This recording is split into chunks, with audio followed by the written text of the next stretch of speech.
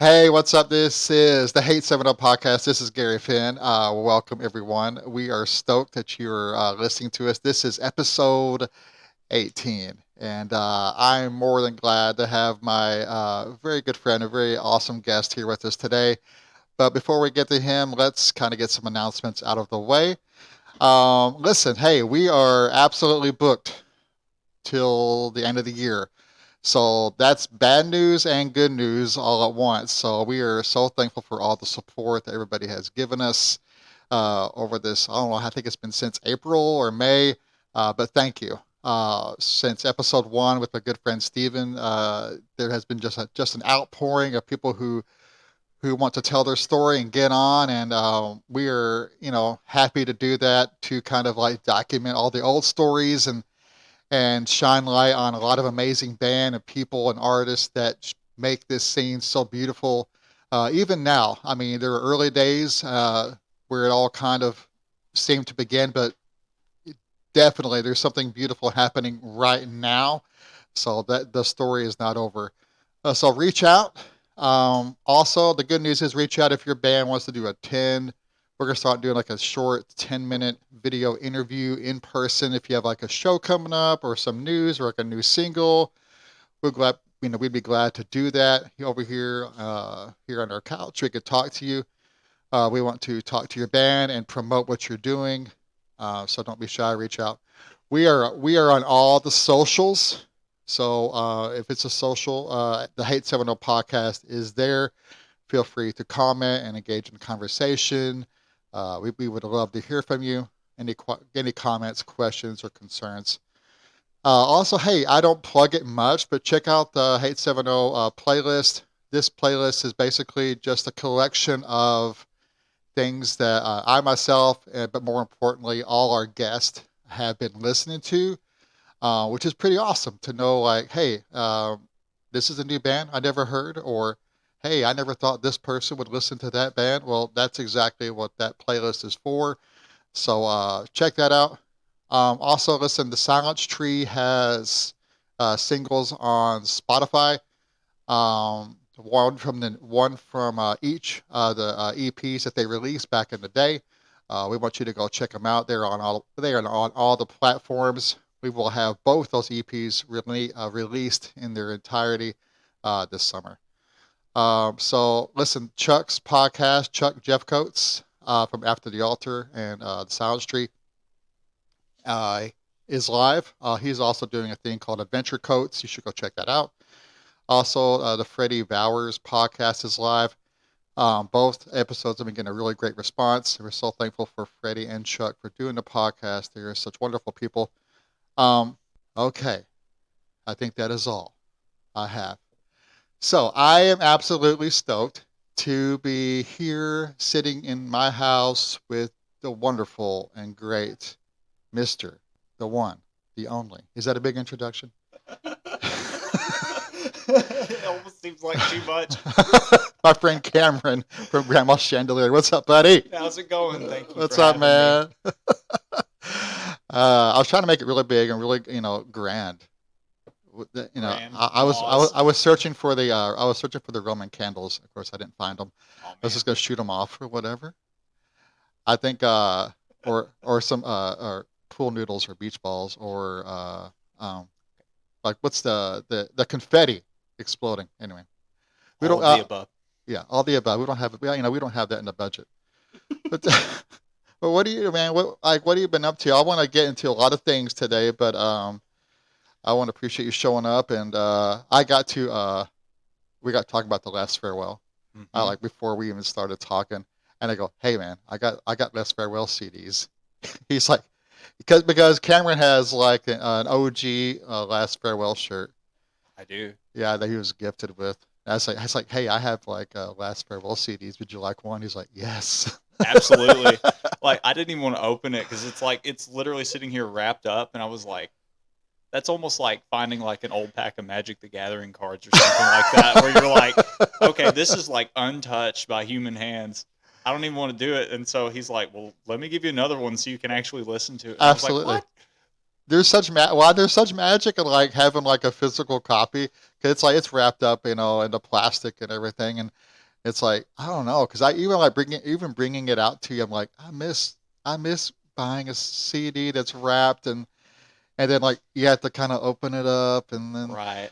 I Shout out miss those. Hastings. That's in Jonesboro. That's where Thank you, I used to get so thank many you. used CDs like that you can't really find anywhere else. Like especially with harder music around here, like it's hard to find something like I don't know. I bought Structures Divided by, and Yeah, it was a used CD that somebody brought to Hastings yeah, and like resold, and I found it for like I think like $4 or $5, and yeah. I've still got it. Like I've got a box full of CDs, Oh man, lots of local band CDs that I've picked up at shows and stuff like that too.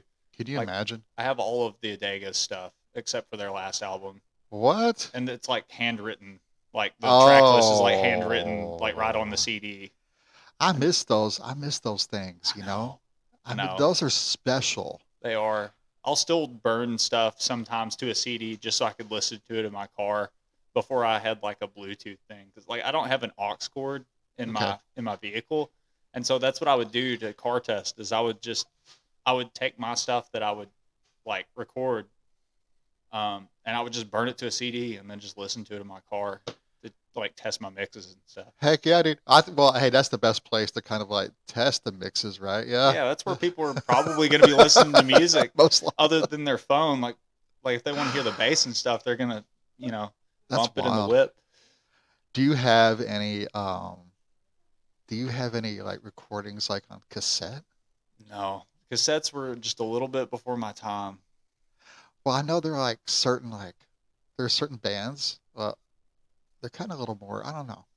But you'll find those like there's some Hmm. who was it? I think it was a hardcore band called Bayway. They're from New Jersey and they're like releasing stuff like on a on tape cassette, like literally like all the That's all the amazing. mediums. It's like because like I love like just like with vinyl and everything else, it's just the artwork and holding something. Oh yeah, I mean, I'm all about the digital because like all my CDs were stolen, so like I don't have any physical copies of anything. And my old iPod is missing with all those recordings.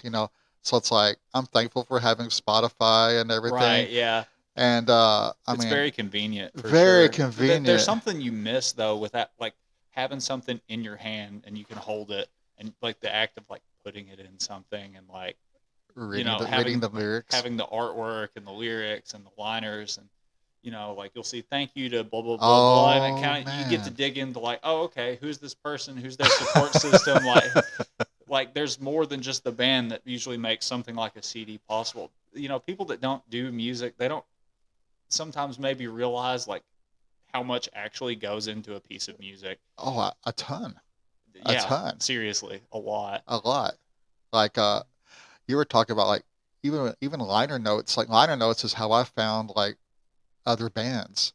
Yeah, Like this band thanks this band. Like, well, who is that? yeah, like I found Thursday through My Chemical Romance's first album because oh what is his name? Who, the singer? Yeah, the singer. What is his name? The singer for Thursday Jeff is Rickley. Jeff. Yeah. Yeah. Okay, so like I'm pretty sure they thanked Jeff at Eyeball Recordings, and so like through My Chem's first album, I found Thursday. Wow. That would be an example of that. Wow. That's awesome. That's awesome. That was I remember, man, My Chemical Romance. Like, did you know like they played the first time I remember seeing My Chemical, well, I didn't see him in person, but I saw I like think I hell know the story you're about to tell because it was you told something about it on a podcast, on one of these podcasts. did I? Well, this one is I've like listened to like all of them, thank you. almost all of them. Thank you. That's so awesome. I hear that all the time. Like, man, my voice is pretty annoying. Okay, so, Your uh, voice is iconic, dude. oh man, face shit. Don't make me blush in front of my wife. I'll And, make you blush twice as hard now. mercy. That's why I got the beard so I can hide my like. It hides the blush. Uh, so, uh, but no, like I saw him. I bought a DVD. Hot Topic, the Hellfest DVD, and they used to have the Hellfest up in Syracuse, and My Chemical Romance like played one of the stages, and they were like, and I didn't know who this band was, and they were kind of the super. They're just kind of like you know how DVDs are or whatever. You know how festivals are. There's like Yeah. a ton of bands, but this is kind of a band that I kind of glossed over, and I would not have imagined that they would have blown up to be like, Oh, you never know with local bands and stuff like that. You just never know. Like there's bands out of Little Rock that have been around for a while. Census, you know the band Census? yeah, yeah, yeah, yeah. Like they've been around for forever. I remember hearing them like 10 years ago, and they were like a Christian metalcore kind of band, and now they're like they've got a completely different sound. They're signed. The They're whole doing all thing. sorts of cool stuff. And yeah, like shout It's out Ben from Census. they He's a cool dude. Arkansas's got a lot of things popping.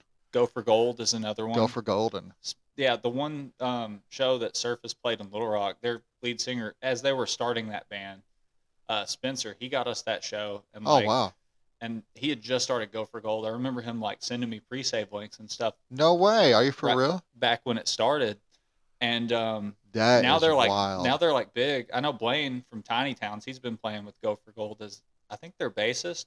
I may Wow. be wrong about that, but Oh, I don't know. I don't know. Don't get me. That it's just wild. Like there's so many Arkansas bands. Some I've heard of, and some I'm just learning about and everything. But yeah, Arkansas's got a lot going on. oh they do.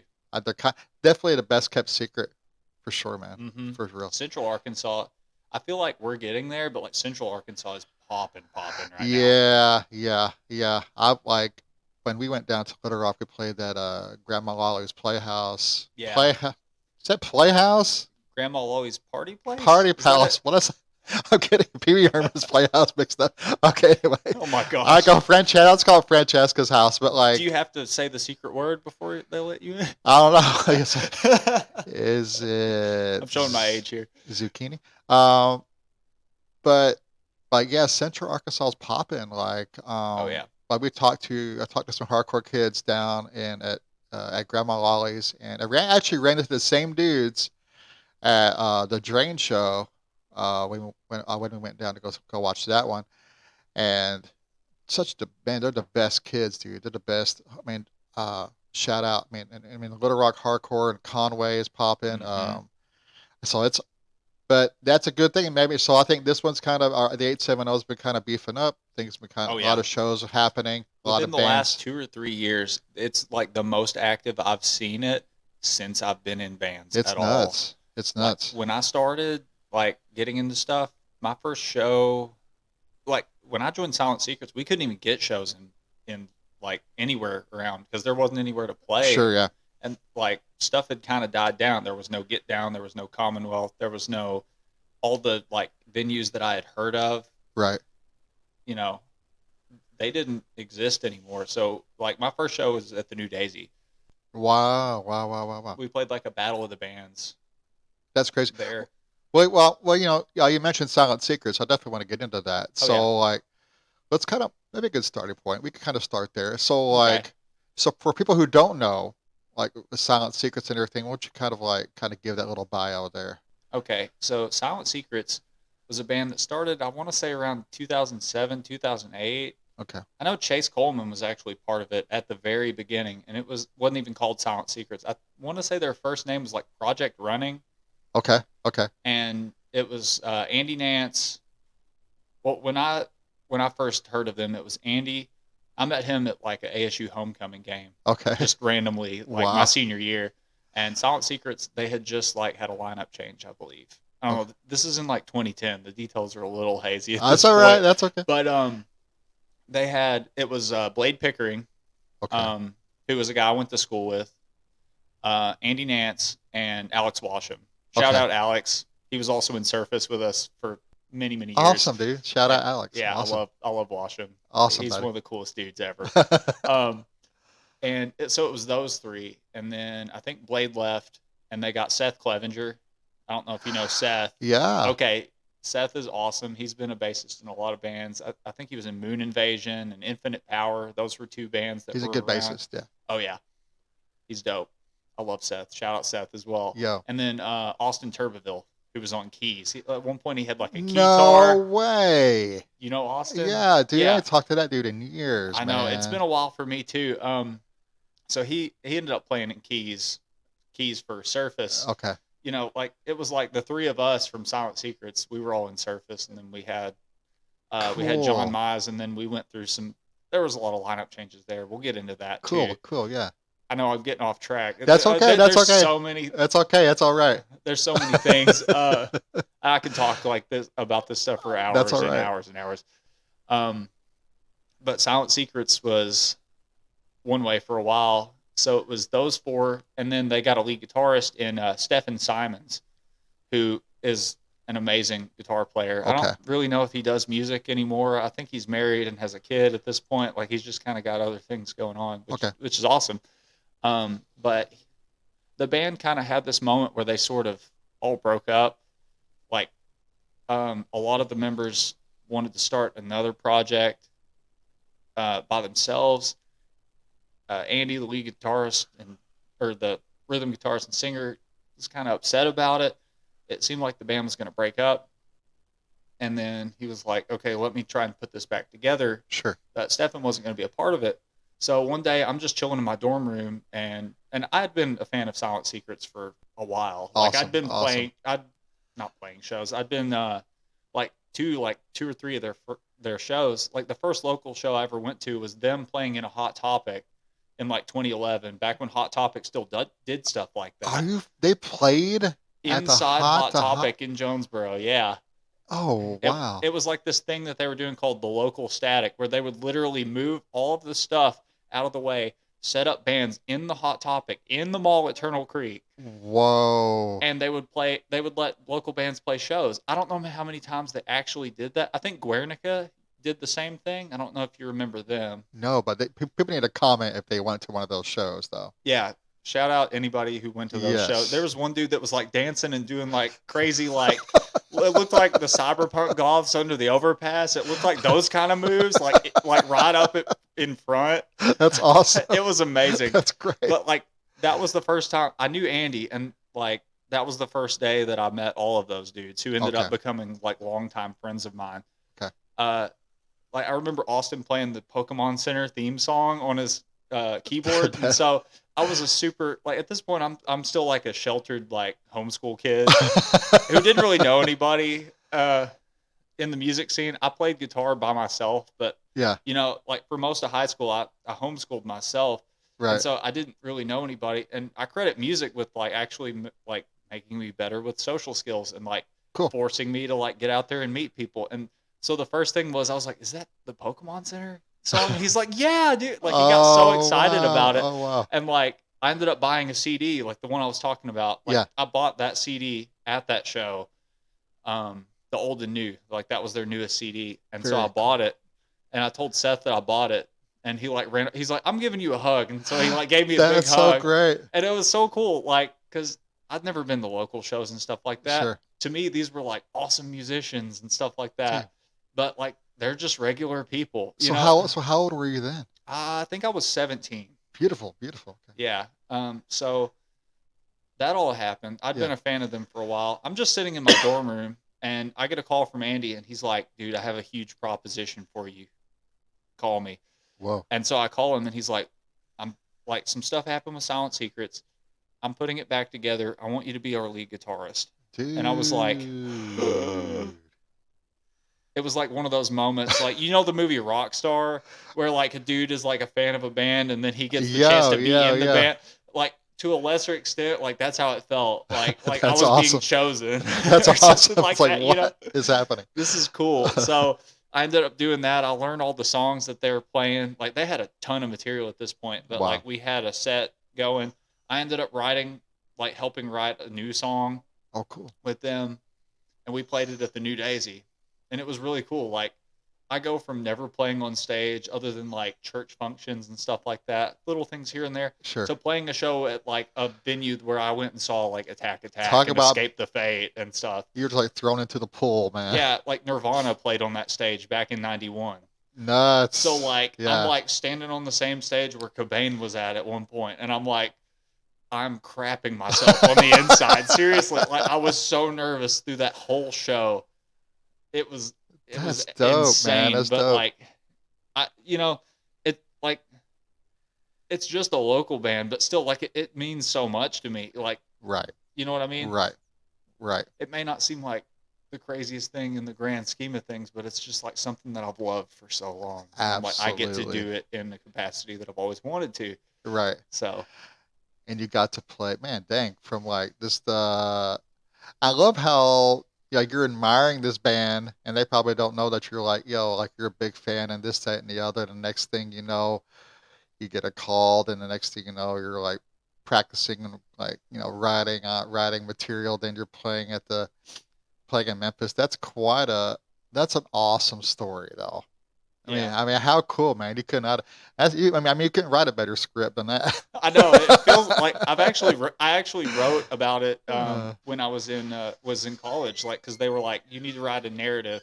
I was in a class called Advanced Creative Writing, and so yeah, I wrote about the entire thing about like me meeting Silent Secrets to the time that like Silent Secrets broke up. I love that. So yeah, I I was love like, that. this is a good story. Let me use it for an assignment. I ended up getting a 95 on it. So Hey, woo, what's up? What's up? So okay. So you said it was like 2010, 2011 with Silent Secrets. that's when I met Andy. Was in That's when you met 2010. Andy. I Okay. was in the band from 2012 to 2014. Okay. Okay. Yeah. Awesome, man. So So. like, played Memphis, New Daisy. hmm But you guys said it was kind of tough to get shows around here, though. Oh yeah. I don't think I ever played a show in Jonesboro with them Oh wow. ever. Okay. We played Stash Talk. Do you remember that Brett Yeah. Hunt put on for like I want to say 4 or 5 years? There was that music festival in Yeah. Paragould. Thanks for mentioning that. Yeah, Yeah. that was my last show with Silent Secrets. Okay. Was it at it was Stash Talk in 2014. Thanks for mentioning that. That is awesome. I don't think anybody's mentioned that on any of the hmm podcasts. Cause that was something that was going on. Yeah, Cody Callentine I think was doing sound for that. He was in Yeah. Strength of Arcadia. I kind of call these like the dark days of like okay, there was stuff going on, but it was like we were kind of having to DIY it, and there was like shows that was in Bono and this one like little tiny thing that it was called like Dan's Place. It was kind of Okay. out of the way, and we had shows there. There would be shows over in like stuff like Stash Talk, but it was just kind of wherever we could. It didn't seem like there was like an established venue. I don't think Cregan's was really doing shows. Brickhouse definitely doesn't wasn't doing Right, shows right, like right. in that genre like they are now. But yeah, it was just one of those things, and like stuff like Stash Talk was happening. Now, what bands were playing that? Because my memory is tough. Okay, one big one that usually came around was Cycle of Ruin, and they were out of like higher up in Missouri. Okay, Shout okay. out Cody Jackson, James Miller, Brant Hutchcraft. They were really cool. They were like they're on hiatus now, from what I understand, but they Okay. were like a death metal band, and Brant had like like really long white hair, and he would get up there like like Dude, he'd be just going nuts, and like Cody is an amazing guitarist, and like they had like they'd bring a light show with them and all this stuff. Cycle of Ruin. Cycle of Ruin, yeah. Great name, Oh buddy. yeah, yeah. It's like symphonic death metal with like tech Yo, influences and I stuff. love that. Yeah, go look up Cycle of Ruin. They're dope. Are they on They're really dope. Spotify and everything? I don't know if they're on Spotify. I know there's definitely live Oh, videos, man. and there's they have a YouTube channel. I don't know if they're on Spotify. That'd I've be always just listened. wild. That'd be wild if they were on. Because like, there's so many. So Cycle of Ruin played Mhm. Stash Dog. Anybody else that we? Strength of Arcadia was there for Okay. sure. Okay. Who else? I'd have to look up a flyer. I Man. know I've got one somewhere. Ooh, yeah, it'd be cool. That'd be cool. Surface and Breathe. We played there. Carson Hewitt, who was our drummer towards Okay. the end, like right before Surface broke up, he I was in a don't see band him. called Nevertheless. They played there. There was a band called Indeed We Digress out of Memphis. I know they played with us when I was in Silent Secrets. Ooh, okay. Okay. They were like a pop punk kind of thing. They kind of sounded like Blink 182. No way. They played. We played with them again at Cregan's later, but That's such a not pop punk name though. yeah, I they know. were definitely a pop punk band. Yeah, as like, well. 'Cause I'm thinking like, well, that sounds kind of like a metalcore band akin to like. Yeah, there was always bands like that had like the verb, the noun thing. Yeah. Design the skyline. What escape the fate? It's kind of Yeah. like it was like ad libs. It was like verb, the noun. That's awesome. Awesome Stash Talk, dude. I didn't see him on Spotify or anything, but that's such a great name. That's such a great name for a band. They were definitely onto something. Oh Yeah, yeah, I see albums and I see different songs called Cycle of Ruin, but man, it's such a great band name, dude. oh yeah, for sure. That's awesome. Uh, so so what happened? So Silent Secrets was you said was that 2012 to 2014? That's when I was in it. Okay. That they'd been around for a long time, but I think it finally ended up dying out in Okay. 2014, from what I understand. Like after I left slash got kicked out slash I really don't know what happened. I don't know. It gets into the weeds. Um, because I got told one thing about from Andy, and then the other guys told me they didn't even know I was gone. Oh, I gotcha. It's just I don't want to get. It was sort of a weird back and forth thing. I never really got closure on, Oh yeah, but I get that. But they what did ended. you? But what did you like? So but you're still like a musical guy, and Oh but yeah, you know, so like I would imagine that you didn't stop writing or creating or riffing or anything. right. Well, between Silent Secrets and Surface, um, I, it was my senior year of college. That Okay. was what I was going into. I'm kind of the type of person that like if I don't watch it, I'll like bite off more than I can chew with life and stuff like that, just because I want to do so many things. Sure, sure, yeah. I So get that. so like I was in a relationship, I was working quite a bit. I had a job at a grocery store. Um, so I had school, like I was finishing up my degree. Um, but like there was something missing. There was just always that itch. Sure, sure, And yeah. at this point, I hadn't started like Jaws Unhinged. I hadn't started like a complete solo project. But like that summer, after Silent Secrets wasn't a thing for me anymore, Yeah. like I was like taking a video and of a looper pedal of like ideas that I'd have, and then at one point around that time, I got like a drum machine Okay. on my laptop, and I was like coming up with ideas, but it wasn't anything fully formed yet. Sure. And at one point, I was just like, man, I miss being in a band. And so like Yeah. I ended up rounding up Thomas Henson, my friend that was the night manager at the grocery store that I worked at. Like he was really into music, and so we wanted to start something. And he was a vocalist.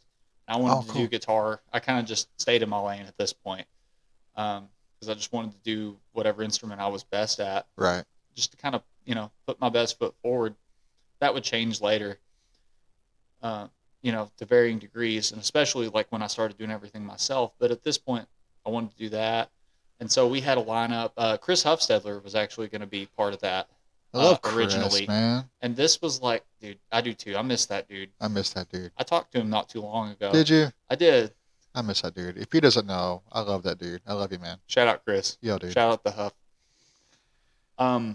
But so this was the beginnings of what Surface and Breathe would end up being. Originally, we were going to do like a metalcore, hardcore hybrid thing. Sure. And Chris had actually came up with the name Sovereign Heart. Cool. And we had Cool. started like working on stuff like that. And then Chris had some stuff going on. He ended up kind of like not being a part of it. Right. It was going to be my ex-fiance at the time, Rocky. It was, well, that was her brother. Okay. His name is Rocky. He was going to be our other guitarist. And then we had Alex Washam from Silent Secrets. He was going to be on drums. Okay. And then at one point, we were looking for a bassist, and John Mize Beautiful. was going to be our Shout our out bassist. John. Yeah, dude. Shout out John. Yo, bro. Miss you, dude. Yo. But but like John wasn't really a bassist. He was like, dude, I want to be the guitarist. Can you please let me be the guitarist? That's what I want to do. And so at one point, Rocky kind of like wasn't as interested in it, and so it was both of us on guitars. Yeah. We ended up finding a bassist. Originally, it was going to be Gunnar Basinger, Okay. who used to live around here. I think he lives in Northwest Arkansas now. But that was like our original lineup. Gunnar, he was going to, like, he showed up for a couple of practices, but he wasn't really feeling it. So we ended up finding a guy that was a guy that John went to high school with named Sidney Tennant. Okay. Shout out Sid. Shout out. He was our secret weapon. Yo. Like he still is a great musician. Awesome. He just moved away to Nevada with his dad. But yeah, that was like our original lineup. Okay. So what started as like this hardcore project that was going to be something like one way, ended up turning into us wanting to write this 5-song concept EP. Okay. John had came up with the idea where we were going to do a temple for each, like it represented an emotion.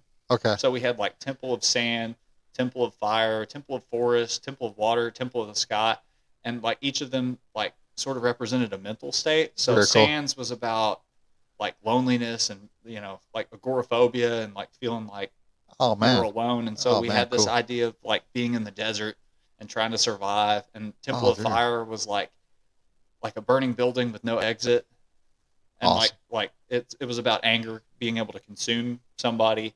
So we had that song, and then Temple of the Forest, which ended up turning into something else that ended up being on the album, was about anxiety and you like navigating a forest and like getting lost, and there's Yeah. trees all around you and like you trying to find your way out of the forest. Yeah.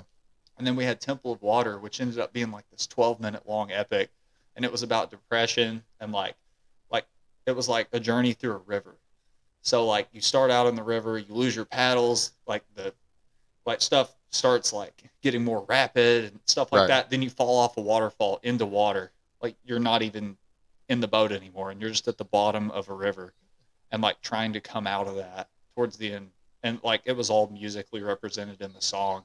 Dude. It was nuts. It's probably Dude. one of the most ambitious things that I've ever been a part of as far as like one song, because it was just insane. Dude. That sounds so like to me. I'm like, I'd be so overwhelmed.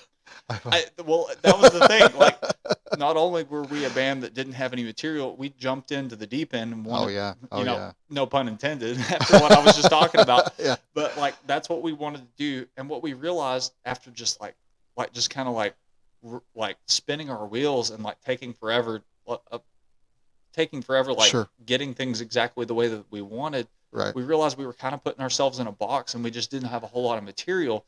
So there was one point where we were recording Temple of Fire, and we were doing pre-pro with Dakota Winters. Oh, beautiful.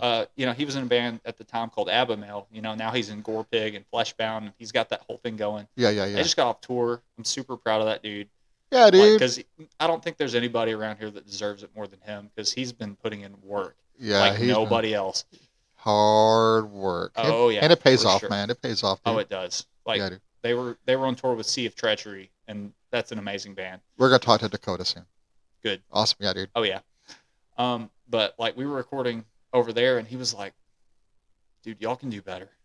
He was just real. Like he won't pull punches when he's like trying to give feedback and stuff like that. And Yeah. like I really actually appreciate that about him, because like when he sees something that can be fixed or something like that, he'll Yeah. let you know. And he was like y'all can do better than this song. Dude. And that was exactly what we needed to hear. And so I was like, maybe we need to scrap the whole idea of like doing a concept album, because I feel like it's taking us too long. We need to like loosen the reins on what we can write. And that's what ended up like we ended up writing a whole bunch of different kind of stuff that was outside the concept. Okay. And so that's where like songs like Digital Currency, I don't know if Sure. you've heard that Yeah, one. yeah. Or in Six Broken Mirrors, That's a good track. and Yeah. Utopia Anarchy, and like a lot of the ones that ended up being on the album when we finally got it done after like 8 years of writing. Those songs started to make themselves like, and they were coming along pretty quickly, Yeah, dude. way quicker than like the ones that we were working on inside these very strict parameters that we had set for ourselves. Sure. So Digital Currency, if you haven't heard it, or people haven't heard it, that one's about social media addiction. Now this is Surface and Breathe. Yeah, this is all surface. Yeah, check out. Yeah, those songs are fantastic, by the way. Thank you. Like we were such perfectionists when it came to all of it, but like I really love the way that they ended up in the end. Like They're good. They're I'm real very, good. Yeah, I'm very, very proud of everything that we did in Surface. Even the stuff that didn't end up on the album. Like there was a ton of scrap material that Well, never saw the light of day too. Sound like a lot of talented dudes. I mean, I know John. I mean, I knew John before Service and Breathe and Mhm. everything. So I mean, and I've known you for a while, so I knew like the songs had to be good, and I think it's good you have had someone kind of, man, how important are those people who say, listen, who challenge you? It's like, Oh listen, yeah. listen, you guys can do better, and that's like, whoa, And if you have like an ego and everything, that's gonna be like, what are you talking about? This is, but if you're a humble dude and you're like, yo, like you're like uh teachable and all those type of things, man, Yeah. and you're open and you're wanting to get better, you're wanting to write some really amazing art, and you're getting the perspective for somebody who's kind of traveled before you. Yeah, man, that's awesome. It's like challenge accepted, and look what comes out of Hmm. it, you know. Yeah, Dakota was definitely that person. He was sort of a turning point in sort of our mindset Awesome, when we were coming up with all awesome. of that. We may never have finished anything like Right, to right, completion right, had right, that not right. happened. I don't know. But you guys played. You guys actually played. You guys played at our. Back in the day when I had the church That was our back in Oak first show. Grove. Yeah, it was awesome. It was so good and it Yeah, was so loud, and I loved it. It was beautiful. man, it was so loud because like the inside of the building, like it had metal and stuff like Yeah, that on the it inside. was I great. think there were like 10 of us, but like I remember we played our whole set and nobody showed up, and then everybody showed up after that, and so we were like our set is so like we had like 4 songs and an intro or something like that, so we were like whatever, let's just play the whole thing Heck again. yeah, heck yeah. Yeah, it was so cool. That was my dream, man. It was the dream. Like when I had the church, the Commonwealth was like with the church idea, but I always wanted to have like the church and always have shows like at the same Oh time. I yeah, always have shows going on the weekend or whenever we could get them in, because like right. to be quite honest, it's such a, like, just like you said before, it's such a tough spot to find. Because sometimes it's difficult for a band to find a venue to play at, especially locally. So Oh yeah, for I was sure. more than glad to have you guys there. Yeah, And especially at that time, there just wasn't really a whole lot of places doing no, stuff like that no, at no, that time. It's different now, thankfully. It's amazing now, yeah, but yeah, at the time, especially for a metal band, like on 7 strings, yeah, like going yeah, that hard, like it's beautiful, man. yeah, like that, yeah, at the time, like yeah, and I credit John with like connecting me to you. Like I knew who you were, kind of like I Yeah, knew yeah, of you, but like that was the time where I was like, oh, there's a dude that's like a hardcore guy from Syracuse that yeah, like came down here and he's a preacher and he's also like yeah, doing shows and stuff like that. Like this dude is yeah, awesome. I gotta meet this guy. yeah, yeah, absolutely, man, absolutely. It was like, and but yeah, I mean, I love John, and I didn't know that really watching that show. I was like, man, dude, it's like John can shred, and you guys were heavy, and you guys were intricate, heavy, and there was nothing. I mean, I can't play stuff like what you guys play. I can't play. That's just like, I'm like, how do you do the things? Because I can't do all those things. That's kind of like, and you guys did. I did think you guys did what you did beautifully, because no one sounded like you guys. I think even to this day, I think like for us area bands, no one. I don't think anybody sounds like you guys, and that sound was absolutely kind of is definitely needed. You know what I'm saying? Because Yeah. I mean nowadays there's like so many like way genres kind of blend and everything else, and people pull influences from other places. Just like you said, you said earlier before we got recording how you kind of came into the scene post like, well, I guess we call it the early days or whatever. Yeah. So your take on it was quite different than what somebody else was like. I started playing and like saw a little bit of stuff like that, and it wasn't even until like that stuff that I even knew that there was a local scene at all. Sure, I had yeah, no idea. right. And like now it's sort of in my head like this sort of like mythical like glory days that I never got to experience. Like I went to Backbeat, like Daryl sold me my first guitar back in like '09. I Right, got it for right. Christmas, and like so I knew who these people were, but I didn't know who these people were. I got you. I Yeah. didn't know that like Daryl had the last farewell and they were signed, and like I didn't know about bands like As Hope Perish. I didn't know about any of it. Right, Like right. I got really into playing music like when I was in my teens, but I was kind of just this sheltered kid that like didn't really have a whole lot of friends and didn't have Yeah.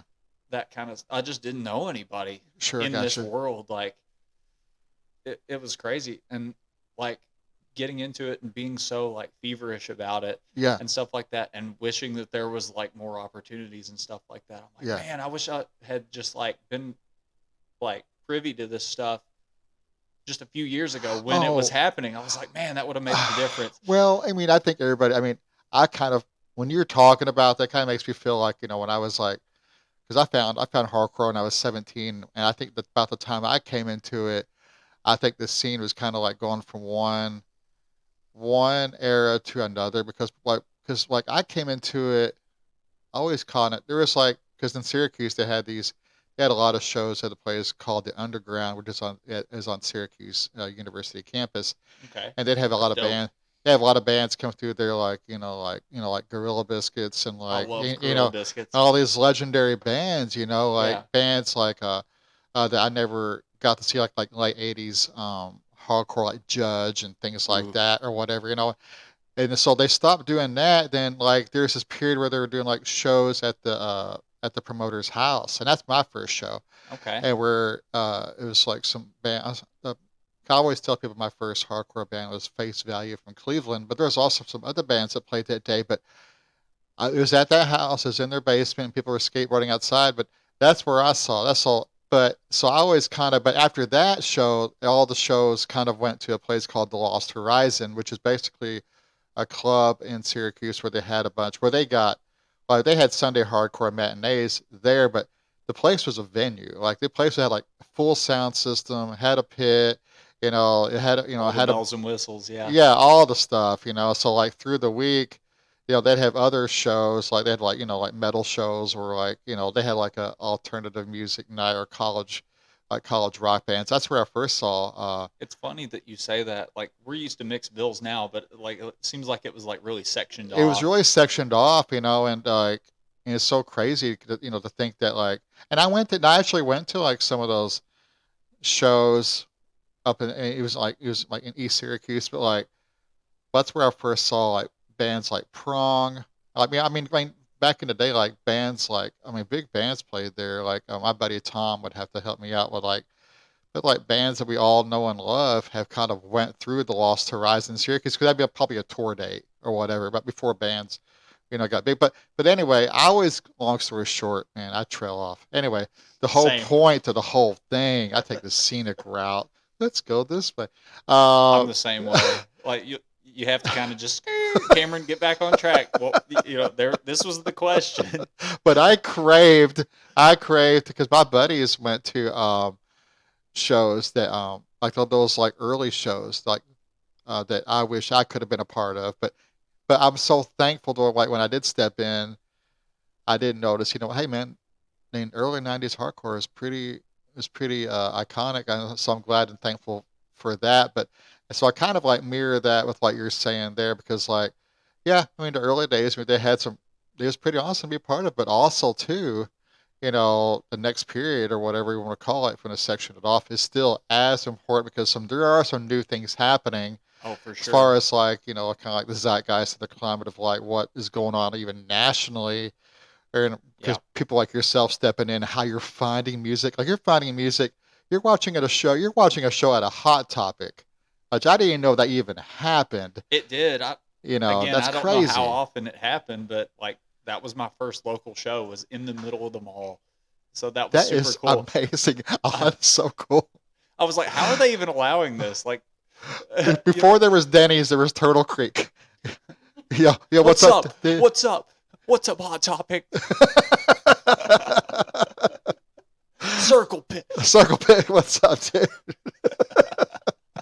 Which Silent Secrets, there, we were like pop punk, emo, Hawthorne Heights.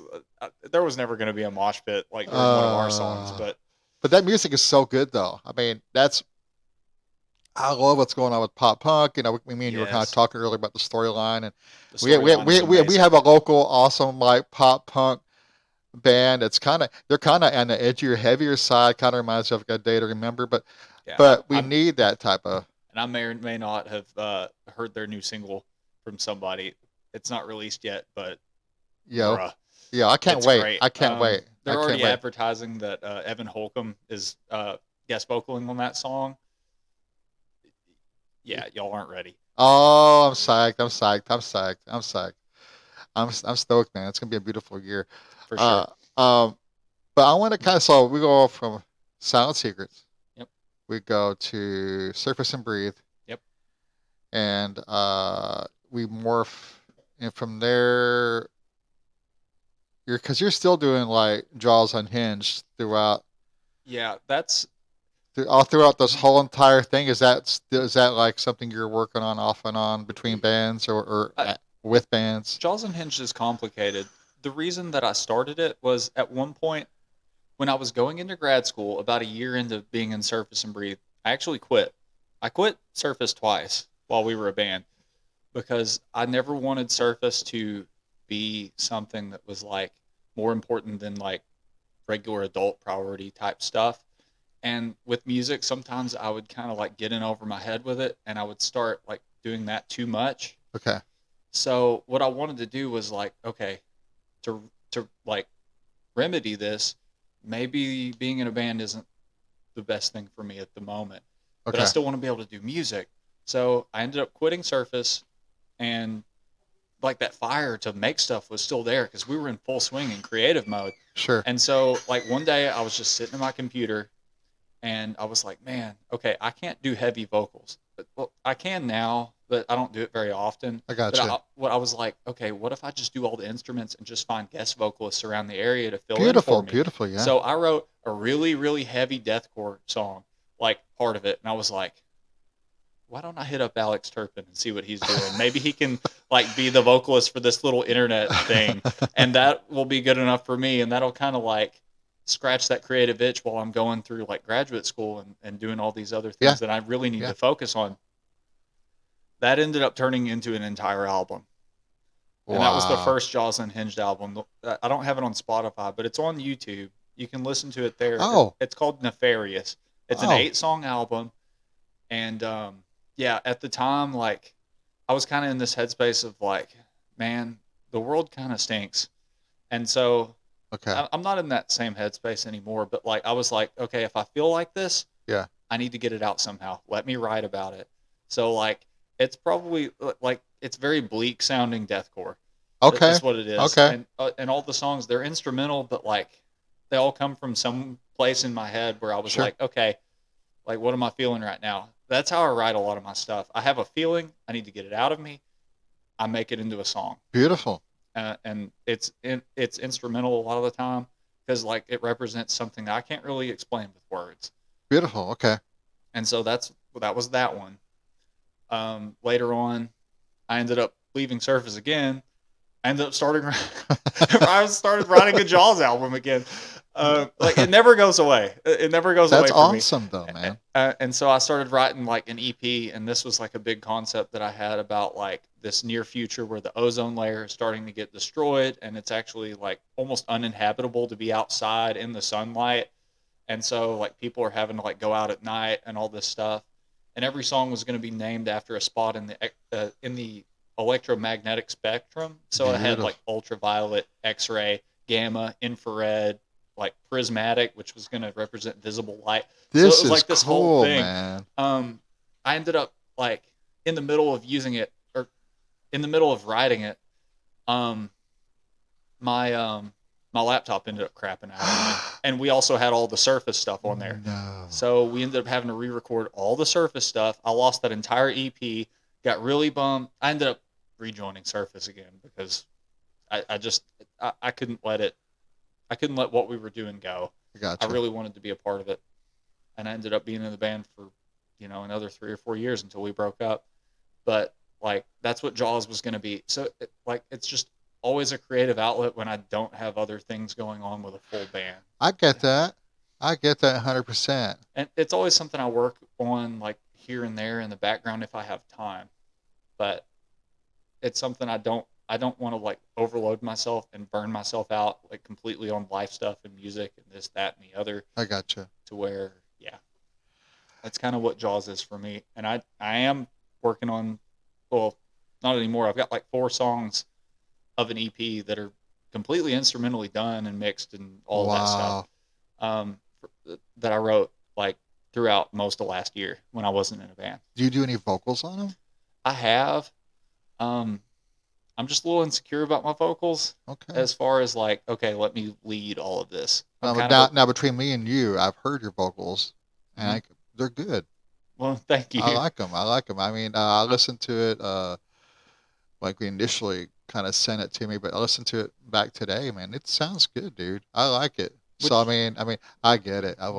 I always often thought about, Gary, I wonder what your vocals would sound like. I'm like, no one wants to hear that. No one wants to hear that. So I can kind of like Yeah. understand where people, because people do have like insecurities about like, I was telling you earlier, it's like, I don't, because nobody likes the sound. Well, I don't know. I'm not going to generalize, but like I personally don't like the sound of my own voice. But like that's just kind of how. But that's the story for Yeah. that's a story for everybody, though. You know what I'm Right. saying? We're always our worst critic, especially We when it are. comes to like what you sound like when you talk or sing. Yeah.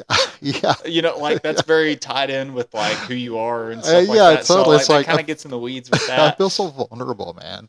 Yeah. But I think like we were talking about earlier. I think like barriers and things that to getting things started or projects started or whatever. Sometimes the best thing to do is just to jump out there and just do it with what you have, Mm-hmm. with whatever resources you have, and just Right. and just and just start. Yeah, you can get bogged down with like, oh, I don't have the best gear, or it's not going to sound good as like the dude down the road that is doing a project, or Yeah, somebody you see on the internet who's got like an Axe effects and like the coolest drum machine and like yeah, like all of this different stuff. It's like I don't know. Look at somebody like Misha Mansour from Periphery. Like he started out Periphery as like him just in his bedroom. That first Periphery album, he wrote all of that himself before he had a vocalist or a band or anything. that's And crazy, and this was like the beginning of like drum machines and amp modelers and stuff like that. So the tech was a lot more primitive than it is today. Some of bro. this stuff sounds like just as real as like an actual tube amp or an actual drum kit. Right. Like it's come so far, but like you know, I started doing like the full band, on a computer kind of thing back in like 2013. Yeah, Just because I wanted to be able to do it, and like if I was in a band, I wanted to just be able to record, in house, so we didn't have to go to a producer or something oh like yeah, that. sure. And also, I just wanted the challenge of like learning that skill. I figured it'd be a cool skill to have. Um, you know, And just you do just to all the do. work, like you do, like you sent me stuff that you've recorded, and of course, I mean, did you do all the stuff for like record all the stuff for Surface and Breathe and At the beginning, yes, I had help from John later because he ended up getting his own studio space. He's got monitors and he yeah, uses Reaper, and we had an Axe FX floor model that he used, but we also used those tones. And then we ended up getting other stuff. So he was like, he had the stuff to do the engineering, right, and we would record our stuff, and then I'd go back and I'd mix it. okay. The final thing, he actually took a lot of that and tweaked it himself to kind of get it where he wanted it to, and then we ended up putting it out. I'm just like, I have like I have a machine, so I'm kind of like, and that's a learning curve, I'm kind of like, I'm like, doing like, I don't know, I love beats and things like that, but I'm kind of Yeah, like wanting to kind of get into like trying to record stuff like more like using a guitar, bass, and the whole 9 yards, recording that type like some type of like project or whatever. So, but I went back and listened to your stuff that you're doing for Jaws Unhinged, and where there's drums, where there's guitar, dude. It sounds like how because now I'm like on the front end hmm trying to like, okay, how do I do this? And I listen to the back end of what you're doing, and it's fantastic. I'm like, thank you. how do you do that? Because you're like, you're doing all the drums and you're doing all the bass and guitar, you're doing all the stuff, and I'm like, and I'm like, I'm just looking at it kind of like on the front end. I'm like, there's no way I can be able to cross this Grand Canyon gap of like, Yeah, like there's a lot that goes into it that you don't realize, and it's like I started. Well, the first time I ever did anything like that, my college roommate had a pirated copy of FL Studio, and he knew that I did music, so he's like, "Here, like, have a copy of this." And I learned how to use a DAW, a digital audio workstation, just like making rap beats because I right, have a cousin that like raps and he did a lot of that stuff, and like I wanted to be able to make beats for him. beautiful. So that's where I got started like learning that stuff. And there's YouTube tutorials and stuff like that, and there's way more options now, but even back then there was like dudes on YouTube that would make like a tutorial about, okay, how do you get to this and stuff like that. And so anytime I had a question, I would just Google it. Yeah, And you just do that. And I started that in like 2011. Here it is, 2024. So Yeah. like you look back and I'm like, whoa, I've been doing this for like over a decade now. And there's still so much I have to learn. Like Oh I personally want to man. get to the point where I've learned this stuff myself, but I know just as much as somebody who went to school for it. That I always shoot Yeah. for the moon when it comes to like, Yeah. okay, if I'm going to do this, I want to be just as good as somebody who does it professionally, but as a Absolutely. hobby. Will I ever make it to that point? Maybe. I still feel like I'm a ways away from it, but that's the goal. You know, like when you shoot for perfection, you end up getting excellence. Like I saw Hey, that somewhere. I can't remember, but like I was like, hey, that that makes rings sense to true. me. Because like I think over that span of 12 years, you look at this incremental progress from like a 30,000 foot perspective. Like there has been like from point A to point B. Like look what like, kind of look where you're at now Right. with everything you've done. Yeah. I'll listen to like you can hear the beginnings of that stuff if you go to my personal SoundCloud. Like there's old beats and stuff like that. I didn't know what mixing was, so I just threw a bunch of instruments on top of each other, and like it's all like muddy and like together, and Yeah, I don't know. It like it doesn't sound very good at all. I was stoked on it when I first did it because it was the first time I'd ever that's did anything right. like that. So, and even that is like okay, when you're feeling down on yourself or you're feeling like oh man, like this isn't as good as what it is, it's good to go look back and like see how grateful you were to be Absolutely. even able to like do it at all, you Absolutely. know. So That's that changes your perspective on it, and that's something I have to remind myself all the time. absolutely. And I think it's a great, and that's everybody too, and everything. When you do kind of get like bummed, you're kind of like, because we're kind of stuck in that moment, or we have like our blinders on, and Yeah. but when you kind of zoom out, you're like, you know what? That kind of gives a lot more perspective, Hmm. like, and kind of we could definitely feel better about our progress and everything, and that's a really good lesson to kind of to learn in life too, no matter if it's music or whatever. It's like sometimes we can kind of get zero in like, and we don't kind of always see as like like the current situation, and we kind of zoom out, we kind of see we have a lot more things to be either grateful for or thankful for, or kind of see our progress over the years. We're all work in progress, whether whether from a person perspective or an artist perspective. And um so okay, you're in a band. I am. You're in a band, Again, here we go again. and you're in a really good band. Oh yeah. I really, Brody's been on. We actually have Jake is coming in Sunday. We're gonna talk to Jake Sunday. Tomorrow. We were talking about that this morning. Yeah, we're stoked, man. Oh Also, yeah, Jake's amazing. and you guys work nonstop. You guys are practicing quite a bit, Hmm. and so far, like the outcome has been really, really good. I love the aesthetic and I love the sound and the Yes. attitude of this band. So talk to me. You're in Grandma's Chandelier. Like Grandma Chandelier, how do Granny how? Shandies. I love the name. I've It's loved the so good. name ever since I found out about these Uh, guys. uh, Um, oh man. Okay. So first of all, this is the first like project that hasn't been metal that I've been part of in a long time. Very cool. I love metal. I will always love metal, but I'm so burnt out on playing metal personally. I'm glad that I'm doing something different. That's awesome, It's man. still tangential because we've got like a little ting ting, like Yeah, little yeah. like twinkly breakdowns and stuff like that. Because we all come from like metal. Like It's like oh, Brody, oh yeah, Brody, everybody. he was like a deathcore drummer back in the day. Jake, he's played in a million metal bands around, Yeah, and I'm sure he'll talk about all of that tomorrow. sure. Yeah, But I've always wanted to do something outside of just like really heavy stuff, yeah. just because like a lot of my favorite bands are nowhere near metal. Right. Circa Survive I is knew you were gonna probably say that band. yep.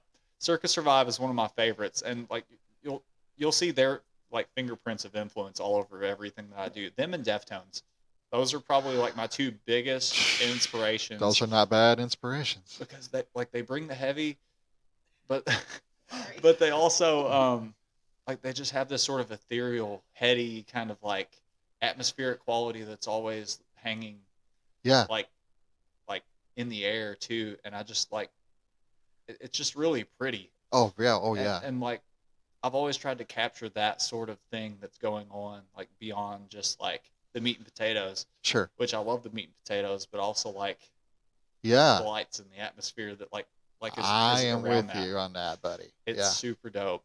And so um yeah, that I don't even remember what I was talking about Oh now. no, because like you can't. You're kind of like you're talking about like the influence of like or Circus Survive Yeah. and the Deftones, and so that kind of influences your style of play. hmm And being able to bring some of that and more to the forefront with Grandma Chandelier, which I don't even know Awesome. how to describe the sound of Grandma Chandelier. Like we've kind of got the tagline just because of the name. It's like fast-paced fixture rock. Like that's like Fast-paced fixture rock. yeah, like chandelier fixture. Okay. Like so Uh, it's like I love the Beautiful. name. Like it cracks up everybody who hears it. I feel like I told my mom about it. She's like, I love that name. That's amazing. Fast-paced fixture rock. I love it. Um, and so like it's kind of like Midwest emo meets like a little bit of like pop punk with just a dash of the heavier kind of sound. Yeah, And then like some of the newer stuff that we're doing, like I'll have like an ambient clean stuff kind of hanging in the background. yeah, Um, we're working on some new material. We've got an EP that we're planning on putting dude, out once we've got it, dude, completely finished writing. that's And gonna be awesome, man. oh yeah, I'm super duper excited about it. Yeah, these guys are just some amazing dudes. Talented dudes too. Oh yeah, If they don't know it, I mean, all those guys, I mean, all the Betts brothers and Billy, those dudes are just they're hmm talented already. You know, would you believe Billy hasn't even really been playing bass for like I think maybe like 2 years it's or something crazy. like that? He's He's a crazy. fast learner, and he's got a work ethic that is amazing. That's awesome. Yeah, we practice over at Billy's place That's awesome. in Noble, and yeah, Jake, he's got a powerhouse of like his voice is amazing. I don't think he gives himself enough credit for just being like Yo, super talented at that. He's super awesome at guitar. He's got a knack for songwriting that is way outside of like what I would come up with. right. And so it's like these guys that have like this fresh take on whatever they're doing, and that inspires me. I inspire them, and it just like ping pongs back and forth. That's great. That first practice that like I came and tried out, it was instant chemistry. That's what you want. Oh yeah, That's what you it want. was such a natural fit. You're good. Um, yeah, it was such a natural fit, and that's where they were like, "Oh, okay, are you in?" And I'm like, "Dude, I'm 120% in." And ever Right. since then, like we've been coming up with ideas and different things like that.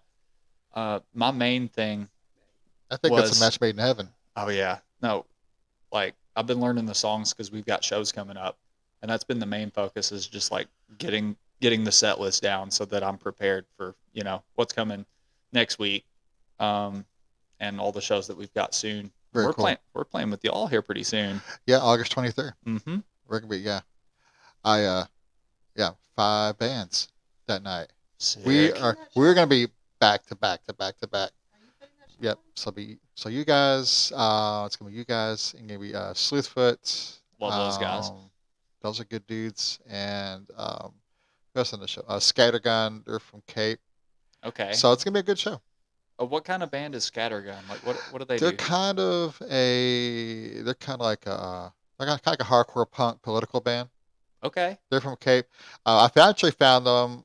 I was talking to one of my friends at work, and she's from that area, and I was like, man, I was kind of looking for some venues to play or promoters up there in Cape because I know it's a pretty cool place, and so anyway, one thing led to another. She was kind of sending me bands to check out in that area. One of them was Scattergun, Okay. so they've been pretty cool. They're really and they've actually played with Sleuthfoot, so they know who's. So that's kind of their connection to like Jonesboro in this area. So if you haven't heard Scattergun, they're on Spotify and everything, and a bunch of good dudes. Right on. They love hot wings and stuff. Hot wings are nice Anyway, and stuff. um, but uh, but yeah, I am excited for the EP. I'm excited for what you got. I think you're a good fit for that band because all those dudes.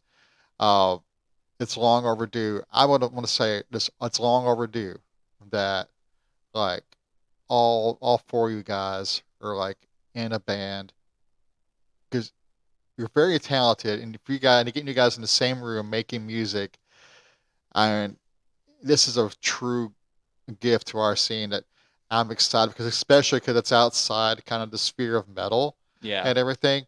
It's something that's absolutely needed. That's why, I don't, and that's then why I keep saying it. And hate, I don't hate or I don't despise uh, metal, but sometimes I think things can kind of get where the focus is all on the metal, right? I 100% agree. Yeah, I'm not dissing. I know there's And neither am multiple there's I. multiple genres of metal, and I get that part. I mean, Yeah. I'm in a band myself too. It's very Right. metallically. Oh my gosh, I can't use words, so I don't Bro, at I'm me the at same way. all. But we're very like We are pro metal. we're a metal influence hardcore band. But what the thing is though, but sometimes I think it's so hyper focused. I think because there is some beautiful bands coming out like such like you guys and kind of like and the storyline Hmm.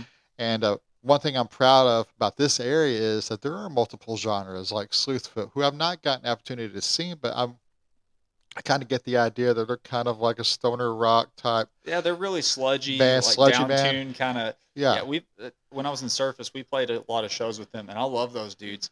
Um, but yeah, like because I spent so long doing what I did in Surface, I wanted to do something that wasn't Yeah. metal at all. Not because I have any sort of like resentment towards the genre. I love metal. I will always love Yeah, metal. same. I just wanted to do something that wasn't that and spread my wings and try something different. Which I'm actually going to be doing like some backing vocals, and I have parts in the songs Hey. where we all do vocals. Like there are gang vocal parts, and then there's parts where like Jake will be doing something, and then I'll be doing something behind it, like this call and response type. It's super cool. It's creative. It's a little out of my comfort zone because I'm usually not a singer, but I'm making myself do it for that very reason because I know it'll be good for me. That's awesome. I love Yeah, it. like I Brody, love it. he has parts where he will, and if you've ever seen Grandma Chandelier, have you seen us Yeah. live? Yeah. Okay, so like Well, I haven't seen you. I haven't seen you in Grandma Chandelier though. right, yeah, our first show is next weekend, with me. We're playing in Memphis. We guys playing at Growlers? Yep, we're playing at Growlers with Devil's Cut. They're a band out of Kentucky. They're like, it's like the southern metal thing. And then there's Bro. another band called Taken by Tides, and they kind of have the gent thing going on like Surface Oh, was. nice. And then there's another local band. They're called Dependent. They're like a metal band. And then there's us. So like we're the like one non-metal band on the Yay. bill. Yeah, those are the best shows. Oh yeah. I think you guys are like I think like even like in the hardcore scene, there are these bands that are not hardcore at all, but they're like hardcore adjacent, and they don't even sound like hardcore, but people love them. Like, ever listen to a band called Soulblind? Soul Blind. No, I Yeah, can't say that I because have. they're like a '90s grunge style Okay, heavy I band. love stuff like that. They're singing and beautiful. Oh, Have you ever heard of Super Heaven?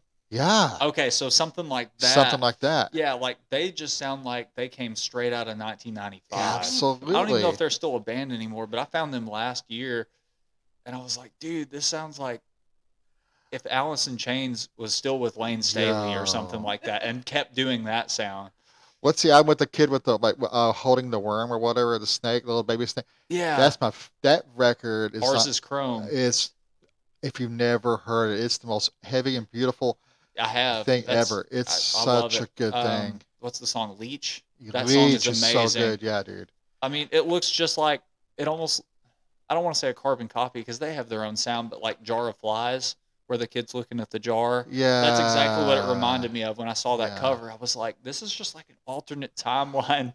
Well, and here's what I think. Here's what I'm thinking. Finding this connection. I was just reading about this yesterday, and I think you can totally correct me if I'm wrong. I'm totally fine with that. But I want to make sure I get this if I'm close. Okay. But I think this is what I think. I think you guys are. I think you guys are a bunch of hardcore metalcore kids making like Midwest, uh, whatever you call it. I know it's a big genre. There's lots of, but still, but you guys are like, let's say for argument's sake, a bunch of hardcore metalcore kids making like this Midwest emo music type of thing. Pretty much, yeah. Yeah. Like I bring like a tad bit of the technicality, but again, like I can get lost in the weeds with that stuff. I wanted to make something more simple, straightforward.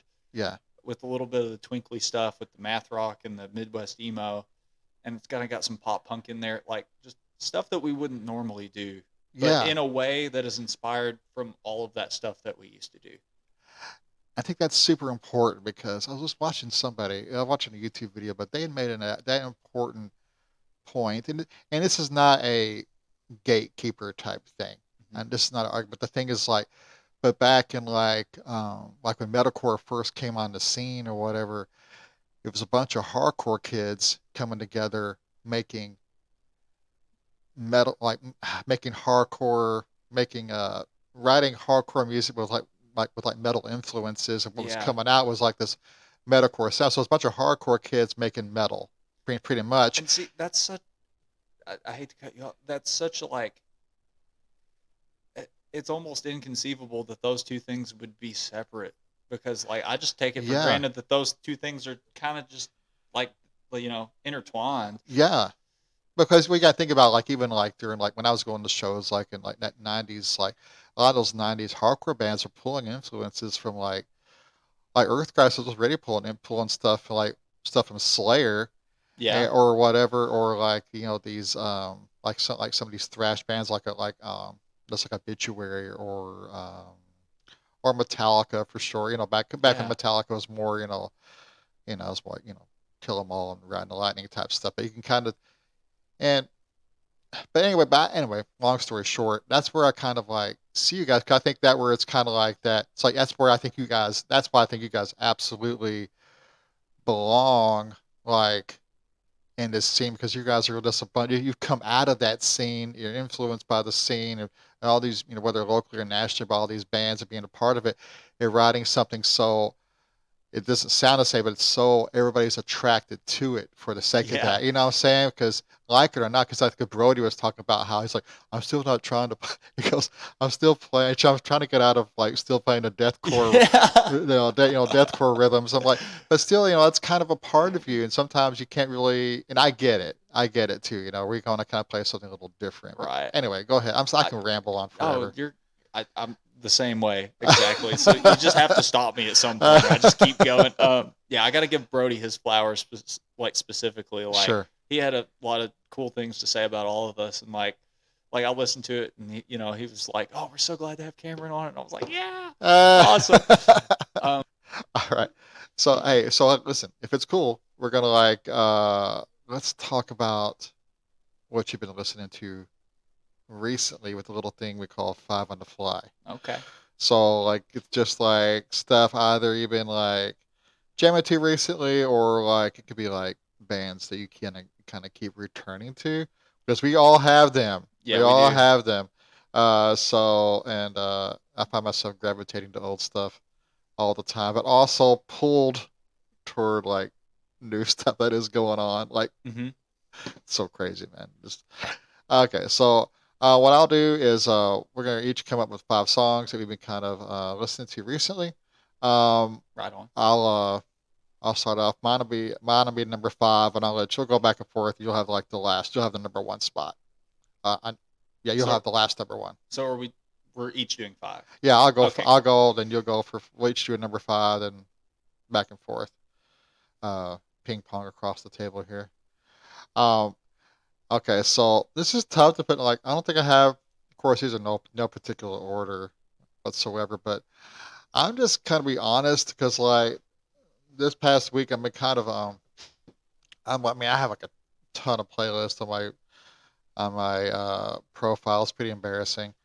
But like so I like listening to like I always kind of like listening to like what's kind of going on now with I'm a hardcore kid at heart, so I like to kind of go back to what's going on with hardcore, especially from like 2021 to like now, like 2024, like what's going on. So I keep returning to those. 'Cause there's a lot of cool things going on with hardcore, but we got talking about earlier about how like hardcore kids kind of like making like metal or metalcore, and Hmm. so I'm gonna come and mention a few of those today that people kind of should be aware of that I just keep returning to. The first band I'm going to talk about is a band called Balmora.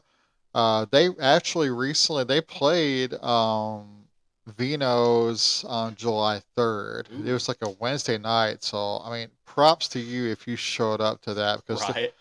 they're from like Long Island, New York, and they also played with a Syracuse like metal band called, I'm gonna butcher the name. I think they're called Ajara. It's like Azshara. But anyway, it has like the metal is kind of resemblant to kind of like that mid 2000s metalcore type Okay. stuff. A lot of tremolo stuff, Yep. so lots of fun. I, So I immediately think of like all the stuff that Adam D from Killswitch would produce back in the day, like Parkway, and obviously Killswitch, and like a lot of other stuff. I think he did Unearthed. well, he did. Oh yeah, yeah, because he was in a band. Because he was a band called Aftershock, but people want to always they always want to go like that being kind of like the first like well, I don't know, legit metalcore band, but like because Adam D was super influential as far as like that with that metallic sound because he was a Oh hardcore yeah. kid, Mm-hmm. and then like with all the metal influences. But yeah, this is kind of akin to like if anybody followed the label back in the day, the Tribunal Records label. I've never But heard of that's them. where Atreyu kind of started. I love Atreyu. They were The- my first metalcore band. Where they so there we go. So that's where they kind of like they belonged on that label. So if you're kind of like into like some of that, I think you'll be into Balmora. They're from like Long Island, New York. But anyway, Balmora. they Okay. they played in Vino's, Let me and they write that played with down. another. I want to say they played. People can correct me if I'm wrong. I think they played with the band. Yeah, that's right. Okay. And I think they played. I think the band. I think another band I have here mentioned on my list was one of them that played there too. But anyway, Balmora. The song is of a under the weight of a blackened sky. So if that gives you Ooh. any indication of how they sound. If you like lots of tremolo picking Mm-hmm. and like Zayo type vocals and breakdowns, they are for you. Yeah. That's my number 5. All right. Yeah, yeah. Awesome. What you Okay. got? What you got, brother? And again, just like you, these are not in any order in particular, but there is this project. Have you ever heard of Jared Alonji? He was a YouTuber that was No. like big in the early 2010s. He made videos like every pop punk vocalist ever or every metalcore vocalist ever. And No way. there was one video. He was like, "Hello, my friends. We're a band called Sunrise Skater Kids from Baltimore."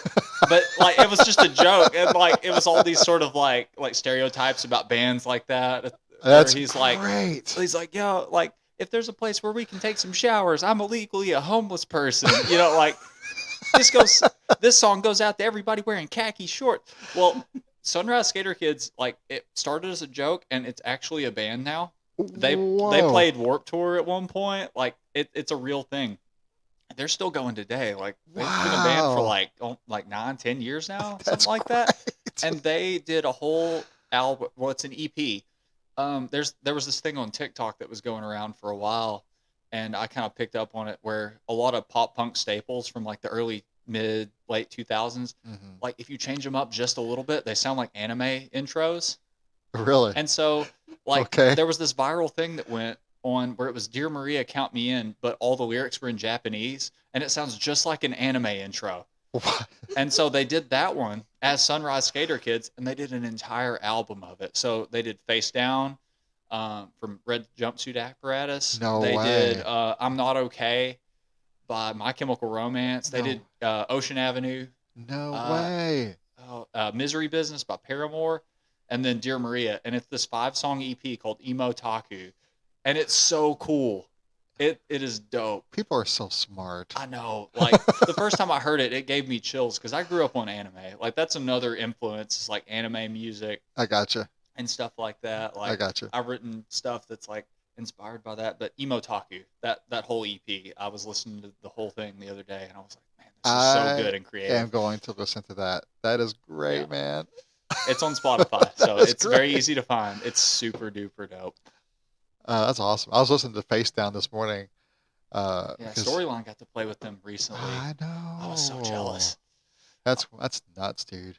And like, yeah, because like, man. I mean, Adam is all like fanboying You know he was. Oh, of course. Like we were actually in a project that never took off, and like all of his stuff was very influenced by that stuff. Like he's always been into That that would be stuff. so unreal, though. I mean, you got to appreciate like this the vibe that you're feeling. Like if you were actually to play like be on one of the shows of like people that like actually influenced Yeah. like Like if I got to open for Deftones or something, like I would just die. I'd be like, no, this is it. I can die happy. oh man, dude.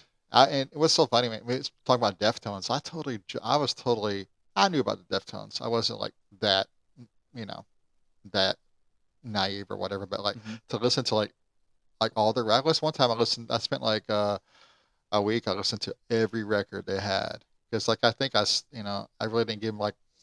Yeah, I always heard the singles, but never listened to the entire records. Man, Yeah. so good, dude. Yeah. Like, well, they were sort of pinned as like this '90s new metal band, and there's so much more They're a than lot that. more than that. They did that stuff. They have albums that just sound like that. But then White Pony came out, and people were like, Yeah, that changed "Whoa!" everything. They had a turntablist and all this crazy stuff. Anyway, That's yeah. yeah, it's nuts. Well, of course, Chuck was talking about that last week. How even like Poison the Well was like heavily influenced by like Deftones and Hmm. everything else, and they're key. They're much more. I think in the beginning, I think they were kind of like, hey, they're a new metal band, but they got roots, and They underground like right. Hip hop is and a hip hop big and thing everything with else. them. Even Yeah, in the name, like death, like that yeah. thing. Like I think they got the name from like, oh, okay, hip hop is here, but then there were all these '50s doo-wop bands. They're like the Deltones or the Blank Tones, so they came up with the name the Deftones. Yeah, So it's like '80s and '90s hip hop blended with like that old trope of like the names, and that's where with they that got their whole name. thing, they did good, man. Oh That's yeah. awesome. With my number four, I want to go with another one of those top bands I was talking about earlier. Hmm. There's a band called Gray State.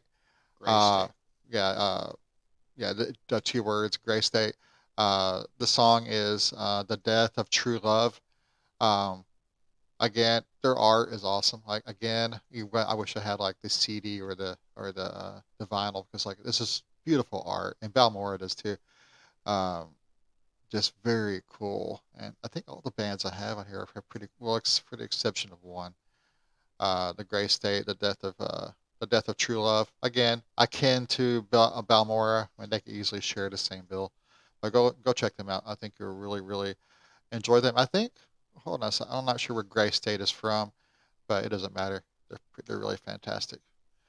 Um, that's my number four. Awesome. Yeah, I'll have to check those out. I got Yeah, it man. written down.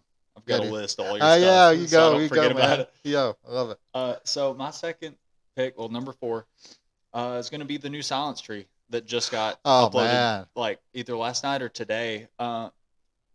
And they were a local band, right? Yeah, Back in the dude. day.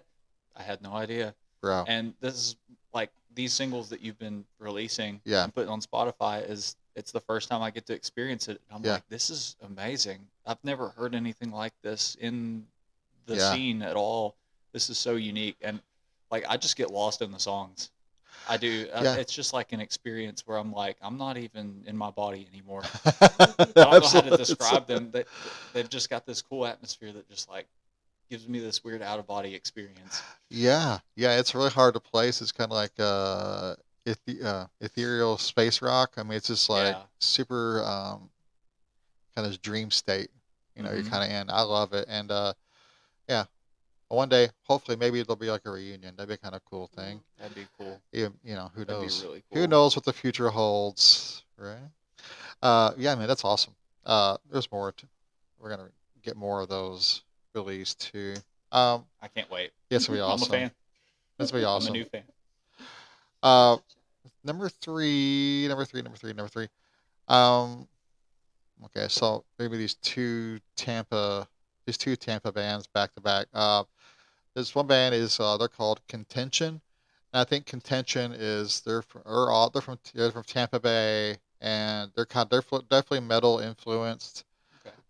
for sure. But it's definitely hardcore, but not.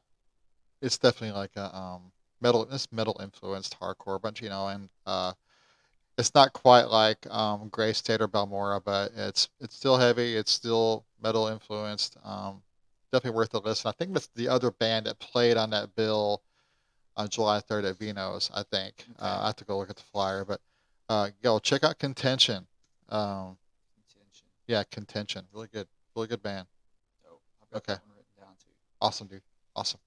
All right. My number 3 is an electronic artist and project that is super cool. And again, just like with just about everything I listen to, but there's an explanation involved. So there's this game on Xbox called Jet Set Radio Future back in the day, Okay. and it's a Japanese game. And the soundtrack is produced by a guy named Hideki Naganuma, and he had this really wild blend of like funk and R&B and hip hop and stuff like that, and it's just this very unique sound that I've never heard from anybody else ever. Really? Yeah, it has to be heard to be understood. Okay. And they're like people have been clamoring for another game in that series for a long time, Sure. and Sega never really wanted to do it. So there was an indie team called Team Reptile that put out a game called Bomb Rush Cyberpunk, which is like a spiritual successor to it. Okay. And they actually got Hideki to do some songs for the soundtrack. Wow. And there's this other guy, and he was inspired by his music, and his name is Too Mellow, the number 2 and Mello, and he put out 2 albums that are called Sounds of Tokyo To and Sounds of Tokyo To Future. That's all inspired by that game, and he is Wow. also on that soundtrack. Wow. I love How this. mind blowing would that be? Kind of like we were talking about, Yeah. like opening for one of your heroes, being on the same soundtrack as the person that inspired you in the first place. That is great. And so, Too Mellow, the album Sounds of Tokyo To Future, all of it is great, but the one that I really like and that I keep coming back to is it's a song called I Want to Know, and it's just it's bliss. That's great, man. It's so amazing. I love electronic music, and So do sometimes I. it's hard to find like really like good stuff that kind of like stands out. Mm-hmm. A lot of it kind of ends up sounding a little bit the same. It kind of goes for like an EDM dubstep thing. Yeah. A lot. I hear that a lot, and that's all well and good. No shade on that, but like there's so much out there that's just you kind of have to go digging to find it. Yeah. But yeah, Too Mellow is really cool. Dude, that's cool, man. I'm interested. Your list is so much better than mine this week. Okay, so I wanted to just shy away from what I would normally listen to. That's 'cause great, I could man. hit you with 5 metal bands lickety split. I know. Kind of going off the fact that I'm not in a metal band anymore, I was like, let me find like I've got one saved for last, but Okay. I wanted to find some stuff that's a little off the beaten path. I'm enjoying it. That is beautiful, man. That's cool. That's cool. That's cool. Number 2. Number 2 is another Tampa Bay band. They're called Dead Set. They have real cool artwork too. Dead Set, man, and then like Dead Set and Ajara. They most have similar artwork. I always love. Well, you know what? It's like the on the inside of the Last Farewell um, art. There's Mhm. like there's a really cool like I love like cemeteries and they have like these like the angel tombstones. I Okay. think are just beautiful. Like Yeah. this, and I know Like, there are you was like talking a about like the angels that are yeah, praying like and stuff praying or like that? just like just so Yeah. because a lot of times like growing up in the '90s hardcore, a lot of bands would like Yeah. use that imagery, Mhm. and I think I just love it Yeah. so One of the much. Jaws Unhinged singles actually used an angel praying as the Oh, cover. It's on YouTube. it's so good, It was a man. non-album track called Redemption. Really? So Ooh, it's even a kin kind. I like that. I like that. I like that. That's so cool. Yeah, it's so funny. Like all those '90s hardcore bands, they'll kind of use things like that. Like they use like I stole like the Redemption Records. We used to be a record label for one of my favorite bands back in the day called Encounter. They're like a New Jersey hardcore band. I always thought okay. Redemption Records was a good sound. And plus, I thought it was symbolic of like how to kind of like also bring back bands like who didn't get a whole lot of light. Yeah. Kind of that second chance as a redemption and kind of like getting to hear like, yo, man, like for new ears or whatever to hear. But like, Mhm. I love like all that imagery as far as like the like religious type overtones and things like that. I think Yeah. it's so cool. Well, it's Uh, funny you say that. Like, that's the same reason that, like, when we put out Digital Currency, which was our first song we ever put out on Spotify, DistroKid was like, oops. Distro Kid was like, name your record label, and John was immediately like 870 Commonwealth Records. Yeah. Because like our first show was at your church, so I was like, that's the perfect way to like bring it full circle. I You know? love it, dude. Yo, that's so cool. Sorry. Dead Set. Yeah, the song is called Suffering. Yeah, dude, they're awesome. One of those bands is a straight edge band. I'm not sure which one it is. I think it's I don't know. It's Contention or Dead Set. One of them's a straight edge band. Yeah, they're both from Tampa Bay though. Yeah, and Tampa Bay be hopping. Well, Tampa Bay had that big metal scene back in the day, and Really? they have a big skateboard scene, and plus it's like every January they have like that big FYA hardcore fest. I mean, Tampa Bay be popping. Why do I not know about this stuff? I know it's all the underground stuff. I know about Furnace Fest, but yeah, Furnace Fest in Birmingham. Yeah, man. Yeah. Mhm. What's up, Kiki Cat? My cat's making an appearance. Okay, so that's my number 2, man. Okay, That's my number 2. Awesome. I can't wait to hear that. Yo. My number 2 is a little band by the name of Tiger's Jaw. Yo. I love Tiger's Jaw. I found them. I missed out on them like in their heyday, but when I first started playing Ordinary with my friend Jordan, it was very short lived. We played as like an emo band. Cool. And we had one show at Cregan's, and then we broke up. But what was the name of the band? Plain Ordinary. Plain Ordinary. Oh yeah. We were a band for just a little bit, but we started getting comparisons because we had Jordan and Megan on vocals, and everybody was like, "Oh, okay, that's kind of like a Tiger's Jaw thing," and I was like, "Who's that?" Well, now I know, and I can't get enough of them. Shout out the song "June" by Tiger's Jaw. That's a good love that song, dude. Yeah. That was my profile song on Spotify because I was born in June. Oh, cool. And so, like, that song is just like, hold out for June. It brings new season. Like, every year in my life, I feel like June is like the next chapter because it's my birthday and stuff like that. I love that, man. So shout out that song because we just got done with June. We're in July. Yeah. And so I've been listening to that song quite a bit and Beautiful. Other songs on that album. Escape Plan is another good one that I really, really love. If you never listened to Tiger's Jaw, you should, man. Tiger's Jaw. What? I think it's a coffee. The coffee. You thought there was something in the microwave. It's been in there. Dinner's ready. Yeah, we had a TV dinner. TV dinner in there for like 2 hours. I think it might be done. It's done. Your Salisbury steak is ready, Steph. Okay. Okay. All right. Lastly, this band is not metal at all, but they're a hardcore band. I don't know, man. There's something about this band that I love. I have those. How you have those bands. You just can't really identify like what it is. Mm-hmm. But anyway, there's a band. I love those kind of bands. I love it, man. I love this band. This band is becoming quite influential on me, and so much so that I may want to do something musically like it. It's a band called Big Boy.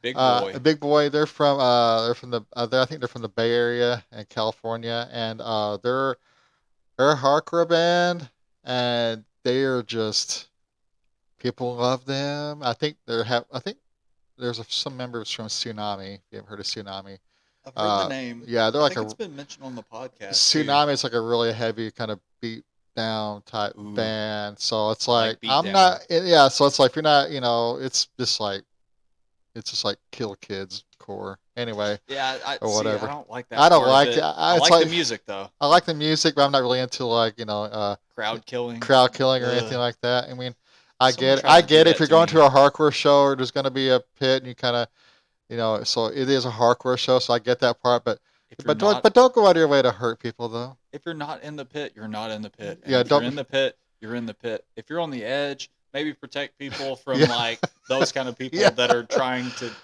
just like don't be douchey. I've been hit by people in the pit when I didn't want to be. I didn't appreciate it very much. No. Wait, were you in the pit? I was on the edge. You're on the edge. So if you're on the edge, I like being on the edge. You gotta get a bigger person, shove them in front of you. Yeah, I'm always when I'm not in the pit, I'm always the dude with his arms out. Arms out, yeah. Okay, let's keep your stuff over there, please. Yeah, we had. I want to watch. We had fun last show. It was a good pit at the July 1st thing. We had a lot of fun. Oh yeah. No crowd killing there.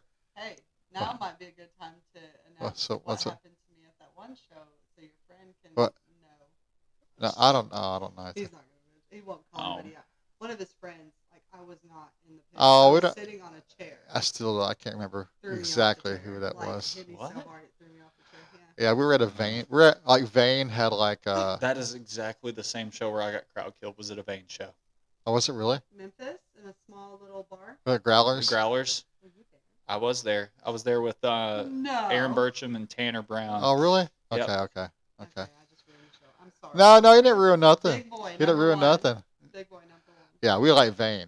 Yeah, I we like love Vane. Yeah, That was dude. a random pop-up show, and I was like, I gotta Yeah, go. dude. I want to see him. Yeah. I got a shirt. $5 show, bro. That was $5 sweet. show. That Y'all was were sweet. there? Yeah, dude. Yeah. How do I I, love not Vane. remember that? I jumped all over it. I was like, Vane's gonna be in Memphis. I go, yeah. we're there. Yeah, he like I got to sing into Yeah. the microphone because at one point he was just like, I was looking One Direction. Steph got mowed over by some. I can't remember the dude's name. there were several Well, people it's there like- that were doing that. I think it was- upset about it. I did not Well, I like didn't- it. Off the bar stool. I don't know who, because like we think it's a mixture. I don't know. It's like either one or two people. So I'm still like unclear of like she knows. I think it was some knows. dude in a blue jersey or something like We that. don't- I don't remember. It's been some years, but like there were a couple of people that I was like, what are you doing? Because I think I go, hey, it's this dude. She goes, no, it's this dude. I go, so I'm like, well, which? I saw this dude, but she saw this other. I go, I don't think it was him. So we're kind of like, the verdict is still out on who it actually was. Okay. But she knows. She knows. She got the license plate. So. So she knows, but she was the one involved. She was the one involved, so she truly knows. There was this dude that straight up like he came over, deliberately stood in front of me and like kicked his leg back and donkey kicked me right in the face. Oh, dude. What And the so heck, I bro? just shoved him right back in the pit. I wasn't gonna hurt him, but I was like, "You go that way. Don't ever do that to me again." Oh, bro, no Some people doubt. are really taking out their anger issues in that Yeah. pit. Yeah, I mean, it might be Uh, a good I thing, mean, but I'm not anti-moshing, but But you like, there's a fine line between doing that and actually trying to go out of your way to hurt people. Yeah. And you can't use a mosh pit as an excuse to do that. Oh, no, That's where I yeah. stand on it. Oh yeah, for real, yeah. I'm with you on that. 870 pits, man. 870 They pits. rule. Oh, Big Boy. So check them out. Spades. I need a mic. I know. Spades. I know. Okay. Stephanie needs a mic. And all this. Listen, they're like one of their EPs. Like one of their EPs is 5 minutes long and it has 5 songs. So if that tells you anything, It sounds like hardcore. it sounds like hardcore. All So killer, no filler. Oh, Your yeah. songs are like 30 seconds long. and they're not super. And the songs aren't fast. They're kind of slow. Take your time, Huh. groove type of hardcore. There's like a hip hop. There's a hip hop track on there. And so I mean, they don't rap on it. It's like this boom bap thing. See, okay, I love Anyway. stuff like that. Yeah, Like, it's good, like man. hip hop inspired hardcore. Like Heck stuff yeah, that's just dude. blending, Yo, it's The, just the influences like outside of the genre always make stuff just fresh on it the ears. does. I think it's probably why I like it. It's just like they're just kind of breaking the rules. I love it. There are no rules. There are no rules. Yeah. Okay, People man. are loving you, Cameron. All right, you got the Thank number one, man. I All right. advertised for you, so people are loving you. Sweet. Yeah. Okay, cool. Yeah, I'll be excited to hear how I sound. Maybe. You I sound don't know. good. You've been awesome. Okay, so my number one is I've been saving the metal one for last. This Beautiful. one has been blowing my mind. So for context, have you ever heard of bands like Humanity's Last Breath or Vildiarda or stuff No. like that? So there's this subsection of gent, and it's called Thal. And there's bands that like have this really specific style. It's very like dark, very brooding, lots of like pitch shifted kinds of guitars that are like it's just impossibly down tuned. Okay. And like there's this band that I've never heard of. I don't know if it's a full band or if it's just one guy, but they just dropped an EP out of nowhere and it's been blowing up in this like sub community. Yeah. And it's a band called Mirar, Mirar. Okay. They put out an EP called Mare, and it's probably one of the most crushing things I've ever heard in my life. Okay. It's like it's all instrumental. It's got like classical piano parts in Oh, it, man, and then it'll nice. just be like the production on it is just so brutal and in your face and will hit you like Bro. a ton of bricks. The way that like the pitch shifting on the guitars in certain parts are like it sounds so chaotic and discordant, but like there's still melody in it.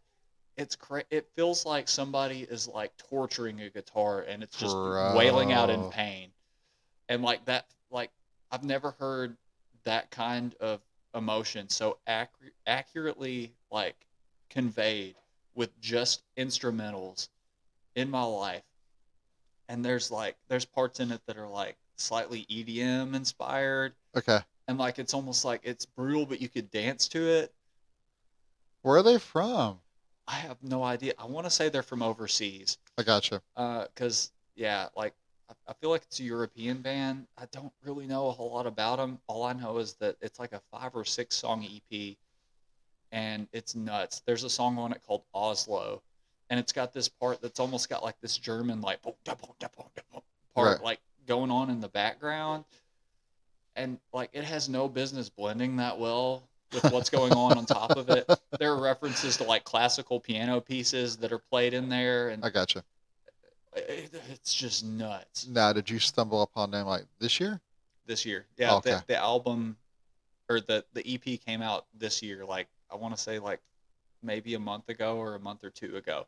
So have they been around for a while or They no? have some songs on their YouTube and on their Spotify, but it was just like singles. I gotcha, if I gotcha. remember correctly. Like this is their first like proper release, and the album cover. You've been talking about album covers. I really haven't. It's like this Renaissance painting of a guy being like choked, and there's a woman that looks like a younger woman and like an older woman behind, like kind of Really? mean mugging. And I don't. It's just one of those things you just have to experience. That's It's pretty wild, dude. It's nuts. It's absolutely insane, but in a good way. Well, I like that's impressive, man. I like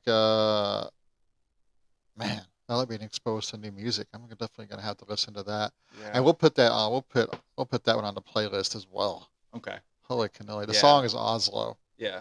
Oslo. Yeah, so OSLO. that is crazy, dude. That's awesome. Well, we're gonna have a man. This is gonna add like a nice mix, like especially to like what's on it, like already. It's Yeah. also from Mirar. Oslo is. Yeah, Oslo. Yeah, Mirar. yeah. It's crazy. And what was the album again? It's called Mare. MARE. Okay, okay, It's an cool, EP. cool. Dude, man, yo, that's awesome. I'm stoked. I like classical piano. I Same. can't play classical piano, but I can't either. I like it though. I like composing piano parts and stuff like that. Yeah, Like I don't play them. I can play a little bit of piano just because I'm familiar with a little bit of theory and stuff Sure, like sure, that. So yeah. I've got a MIDI controller and I mess around with it. But anything that you're hearing that's synths, I've just like put in note for note and I just kind of compose do it it that way. Yeah, dude, for the most part. that's cool, man. Well, man, I love your top 5. Thank you. I like love it, man. yours too. I've I'll, got it written down. I I'll can't crank wait it. to just I'm gonna be driving back home and that's what I'm gonna be listening to. Yeah, right. We can add it. I'll try to add it as soon as possible to the playlist. So check Okay. that out. A lot of cool bands this week to check out on the playlist. But listen, Cameron, Gary. I know you came here and you're doing this pod thing today, and you got some Last Farewell CDs Mhm. and everything. But listen, I mean, the coffee pot is empty and everything else. I have no more coffee and everything. I'd love to sit and just talk to you all day, Same. but I'm not going to. But Okay. I love you. I love and you too, bro. I'll see you soon. Okay. Right on. All right. We'll see you guys later. All right. Bye.